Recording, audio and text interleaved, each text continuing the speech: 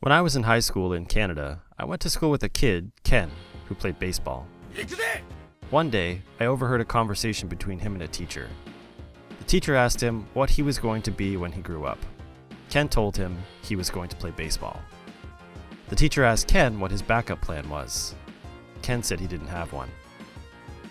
Ken went on to get a scholarship to play Division I ball for a community college, but his baseball dream stopped there. Here's another quick story. At 7 years old, Adam Revenell knew he wanted to play baseball. At 21, Adam got a scholarship to play for Vanderbilt University, and at 22 was drafted by the Detroit Tigers. Adam played in the minor leagues for 4 more years before retiring in 2018, never having played in the major leagues. Becoming a professional Major League Baseball player is hard. According to a 2012 report from High School Web, only 5.6% of high school seniors move on to an NCAA division, and 10.5% of NCAA players go on to the major leagues. And if you take those stats and look at how many high school seniors make it to the major leagues, it's only 0.5%. So what makes a kid like Ken and Adam chase a career goal with less than a percentage chance of making it? Dreams. We've got an 8-year-old boy inside this house. He waited all day in the sun and the rain to see his daddy try to do something that nobody believed he could do. No one dreams bigger than a child. Jimmy Morris, another masterful pitching performance. Well on his way to another World Series title. Jimmy Morris has spent his life dreaming of being a pitcher in the big leagues. When Jimmy was a young man, he was drafted by a major ball club, but due to numerous arm injuries, never made it past the minor leagues. Is that why you didn't make it? It's never one thing. Now Jimmy is a 39-year-old high school science teacher who coaches the school's baseball team and is married and has 3 children. But Jimmy hasn't forgotten about his dreams. Jimmy still finds himself practicing his pitching at night against a chain fence. That's the thing about dreams. You can run from them, you can give up on them, but you can't stop staring at them.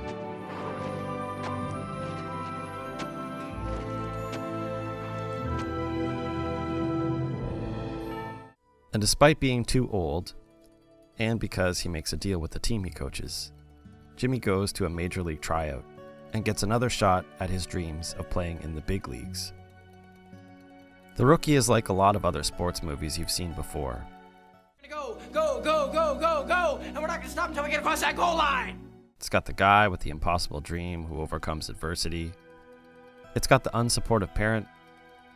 It's got the high school team that starts believing in themselves and turns a losing streak into a district championship. And it's based on a true story. What makes The Rookie special are the devices it uses to tell a story about dreams. It frames its story in an additional legend about Saint Rita, patron saint of impossible dreams, though she's actually the patroness of impossible causes, and a bunch of other things like abuse victims, the sick, and loneliness. It's only mentioned at a couple of key points in the movie, like to explain the legend at the beginning.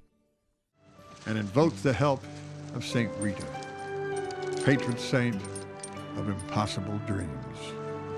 And while the workers waited for the oil that would eventually come, they played baseball.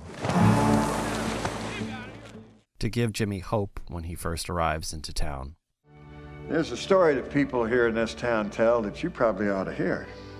I thought you said nobody here cared about baseball. Oh, they care about this. To unite with his wife's belief in him. And one final shot at the end as if to say, Jimmy was in her hands the whole time. The other clever device The Rookie uses to tell its story is a thread of childhood that it weaves through the whole film. It's easy to believe in dreams when you're a kid, because you're unburdened by life. The Rookie frames the film in the mindset of a child, first by showing us Jimmy when he is a boy, then through the young men on his high school team, and, most importantly, through his son. The scene that works particularly well is a scene where Jimmy's wife Lori is putting their son, Hunter, to bed. She sees that Hunter has his dad's picture on the wall, along with other professional baseball players, because to him, they are the same. He believes in his dad even if no one else does. It's a sequence that works to show the audience what Laurie and her son believe without using any words. It is clear by Laurie's lingering gaze at her son's pictures and her son that a perspective on allowing Jimmy to play in the minor leagues again is changing, because it not only affects her husband's dreams, it affects her son's.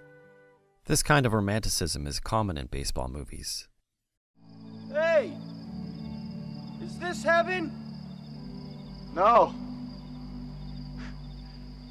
It's Iowa. Heaven is where our dreams meet reality, where we are at peace with ourselves. That's why that guy I knew in high school, Ken, and minor league pitcher Adam Revenell were willing to dedicate their lives to baseball. Because once you experience that feeling of belonging and peace, you want to go on feeling that forever. A lot of great baseball movies touch on dreams, because there's a purity and an almost childlike belief in thinking that we can have them. You know what, someday I'm gonna break every record in the book. Especially when it's tied to something simple like playing a game. As a child, my earliest recurring dream was to play at Ebbets Field with Jackie Robinson and the Brooklyn Dodgers. Of course, it never happened, and the Dodgers left Brooklyn and they tore down Ebbets Field, but even now, I still dream that dream. It's why talking about dreams in baseball films is so common, and why they are so often contrasted with the harshness of reality. You're a young man, Jimmy. You still could be playing. If you just would have laid off the booze. Baseball is what gets inside you. It's what lights you up. You can't deny that. It just got too hard. It's supposed to be hard. If it wasn't hard, everyone would do it. The hard is what makes it great. When a bat meets that ball and you can just feel that ball just give, and you know it's gonna go a long way. Damn if you don't feel like you're gonna live forever. Because baseball is invariably tied to this unlikely notion of making it to the major leagues and basking in an idyllic light. And an idea that everything can feel as pure and okay as it once did as a kid out on that field. And by contrasting that with the harsh reality of adult life, films like The Rookie can stir parts of us deep down that never want to let go of dreams. And amidst all the animosity that Jimmy encounters, You the old guy? I'm the old guy. You use a walker to get to the mound, or did the other players carry you? How many fans did you guys lose when you raised ticket prices to 50 cents?